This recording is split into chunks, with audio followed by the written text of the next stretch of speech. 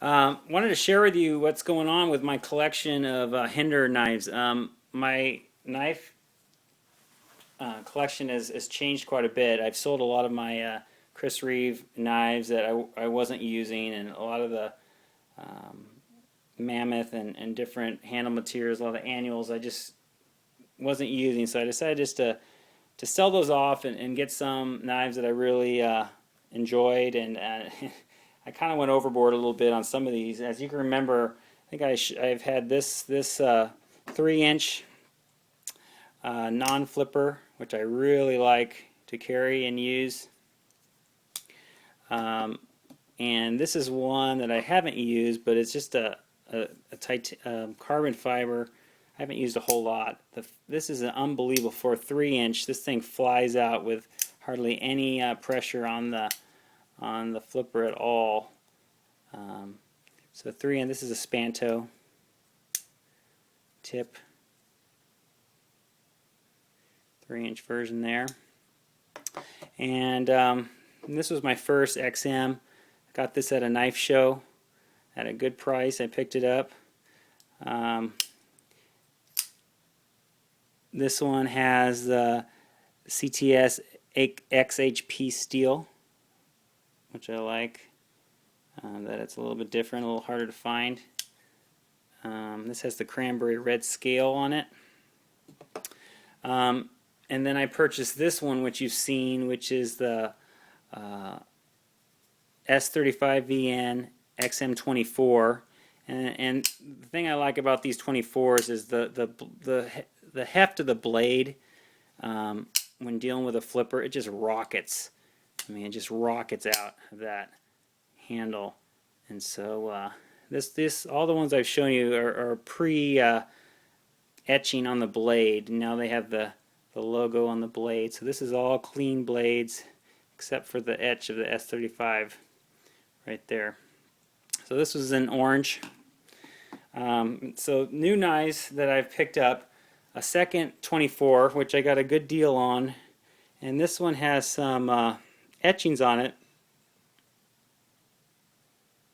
with the Crusader Cross emblem right there, as well as on the lock face, and there's one right there on the lock tab, or the pocket clip tab.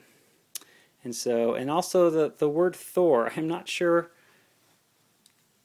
the meaning of that or why someone put it on there.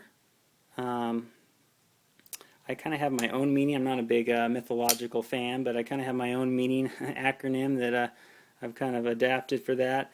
But I thought it was cool nonetheless. Kind of like it. And the price that I got it at, I couldn't pass it up. So this is definitely a fun knife just to put into use. Has the black G10.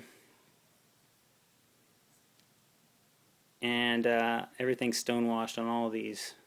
Well, not all of them. There's one that I'll show you next.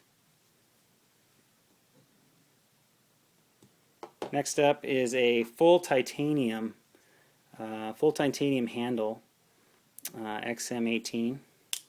This has a bead blast, which is different than the sand blast. They make a sand blasted version, which is more like a Sabenza, darker. Bead blast is a little lighter, and to be honest with you, this does not mark up at all.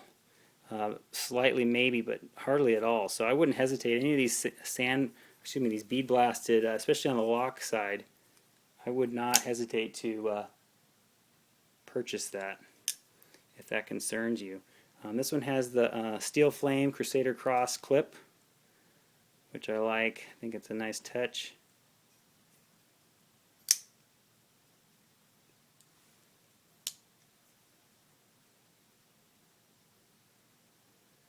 Full titanium scale, and what they do on these, if you can see, the traditional or the stock XM18 has a titanium liner, a thin liner on the side, and then you remove that and you add the full titanium slab right in there, and it replaces both the G10 and the liner there. Adds a little more heft. It really makes it a little heftier of a knife, which I kind of like. Would love to find a G10 or a titanium handle for slab for that XM24. If any of you know of any, they're hard to find, so I'd love to get one. This is the monkey edge frag pattern. Really like it. Not very grippy, but it doesn't bother me, but does give you a little bit of texture there. Not as grippy as the Hinderer pattern, but very, very fun.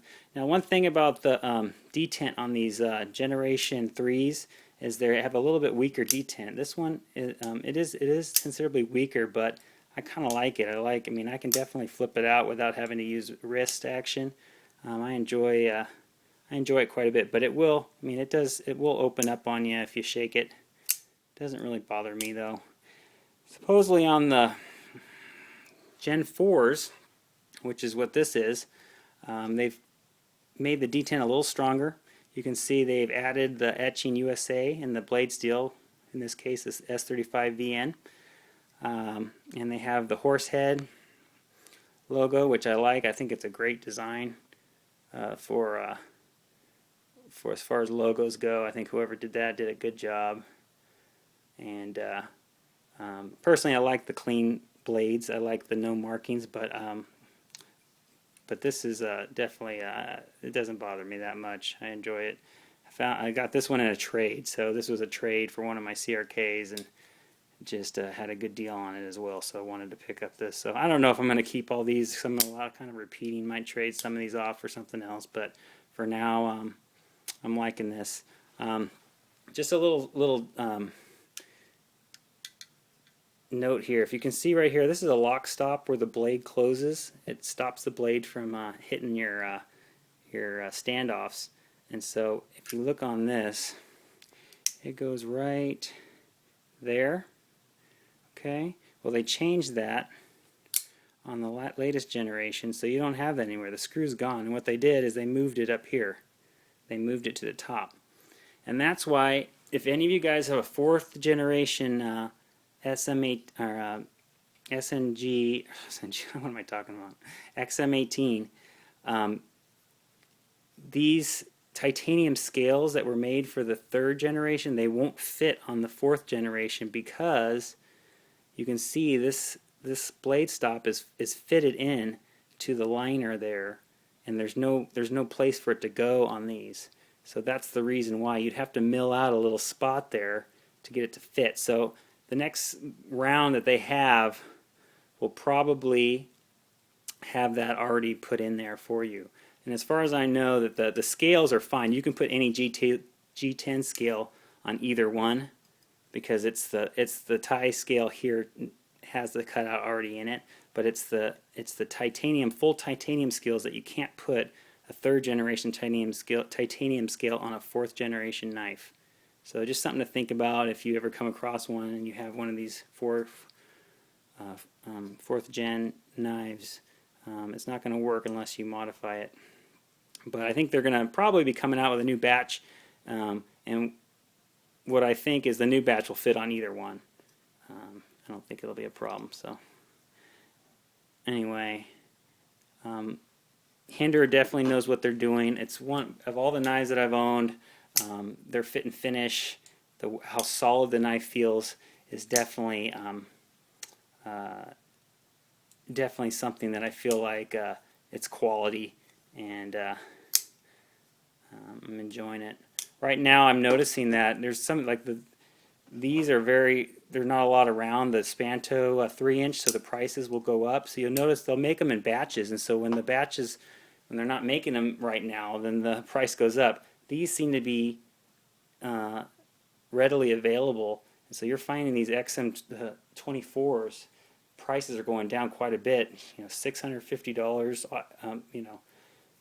Aftermarket, I've seen them for sale, which, I mean, a few months ago were up to $900. So if you can catch the wave of something that you're interested in, you can get them pretty get a discount on them. Of course, they're still expensive. Don't get me wrong, and they're still way more than what.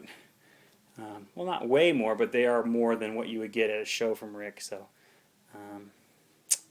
if you're a law enforcement officer or a first responder or military, of course you can get on his list and get one for his price, which is considerably cheaper. So I would recommend that if you are one of those people. So anyways, thanks guys, I appreciate the time, and thanks for taking a look.